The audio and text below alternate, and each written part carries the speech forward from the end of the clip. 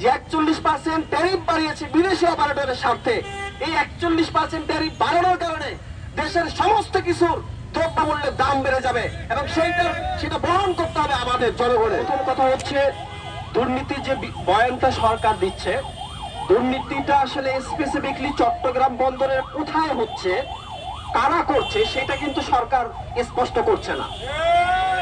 আমরা সবাই জানি, শুনেছি চট্টগ্রাম বন্দরের দুর্নীতি হয়, কিন্তু একটা সরকার যদি চায় যে দুর্নীতি বন্ধ করব আমরা, তাহলে কি দুর্নীতি বন্ধ করা সম্ভব না?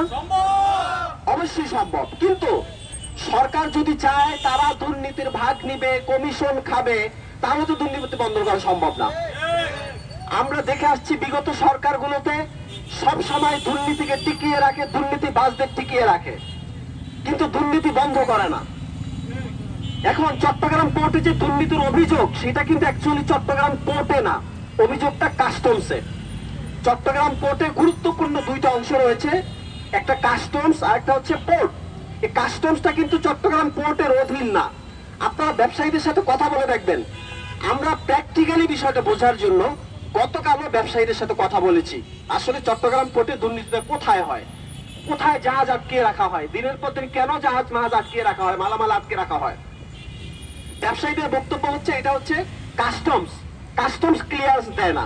তো কাস্টমস ক্লিয়ারেন্স না দিলে পোর্ট এই মালামাল পণ্য খালাস করতে পারে না।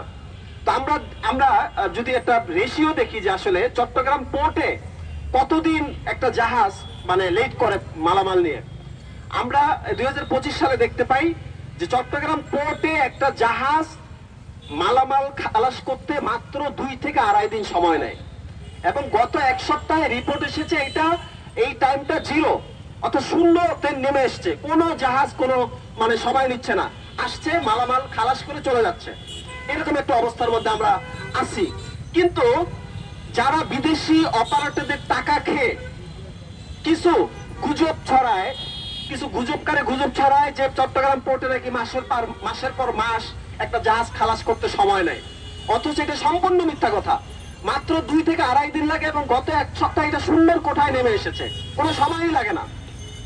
তাহলে এই যে 12 দিন 15 দিন 1 মাস মাঝে মাঝে লাগে, এটা কেন লাগে? এটা মূলত কাস্টমস দেরি করে। আমাদের কাস্টমস যে সিস্টেম, এটা অটোমেশন সিস্টেম না, এখানে অনেক আদিকালের সিস্টেম আছে এবং এখানে করাপশনের অভিযোগ আছে যে টাকা না দিলে জাহাজ খালাস করে না, পণ্য খালাস করে না।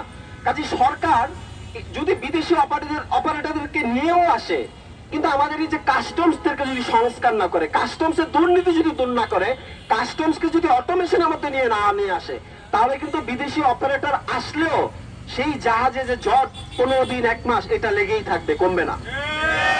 কাজে সরকার মূল জায়গায় হাত দিচ্ছে না এবং দুর্নীতি কারা করছে তাদেরকে আইডেন্টিফাই করছে না, গ্রেপ্তার করছে না, দুর্নীতি যে উৎসগুলো সেইগুলো বন্ধ করছে না, কিন্তু দুর্নীতি এবং সক্ষমতা কমের বয়ান তুলে আমাদের স্ট্র্যাটেজিক্যাল জায়গা, আমাদের সার্বভৌমত্বের প্রবেশদ্বার, অর্থনীতির প্রবেশদ্বার চট্টগ্রাম বন্দরকে বিনা দ্বিধায় বিদেশিদের দিয়ে দেওয়ার পায়তারা করছে।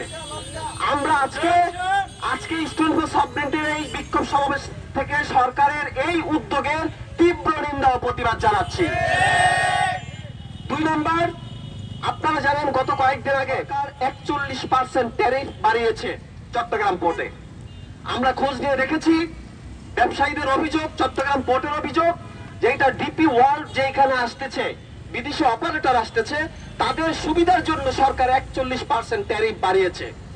এখন এই যে ট্যারিফ বাড়ালো, আমরা তো চট্টগ্রাম বন্দরে চাকরি করি না, কাজ করি না, আমাদের এখানে কোনো স্বার্থ নাই, তাহলে আমরা কেন নেমেছি? ভাইরা, এমনিতেই ইস্টার্ন সভরেন্টি সব দেশের সার্বভৌমত্ব রক্ষায় কাজ করে, নিরাপত্তা রক্ষায় কাজ করে। আরেকটা দিক হচ্ছে চট্টগ্রাম বন্দরে দেশের আমদানি রপ্তানির 90% হয়ে থাকে। কাজেই চট্টগ্রাম বন্দরের সাথে এই দেশের প্রত্যেকটা জিনিস, প্রত্যেকটা স্থান, প্রত্যেকটা মানুষের গভীর সম্পর্ক রয়েছে। চট্টগ্রাম বন্দরে সরকার যে 41% ট্যারিফ বাড়িয়েছে বিদেশি অপারেটরের স্বার্থে, এই 41% ট্যারিফ বাড়ানোর কারণে দেশের সমস্ত কিছুর দ্রব্যমূল্যের দাম বেড়ে যাবে এবং সেটা বহন করতে হবে আমাদের জনগণের। কাজেই বিদেশি অপারেটরদের স্বার্থে সরকার যে 41% ট্যারিফ বাড়িয়েছে, এইটারও আমরা তীব্র নিন্দা জানাই এবং সরকারকে বলবো এই ট্যারিফ বাতিল করতে হবে।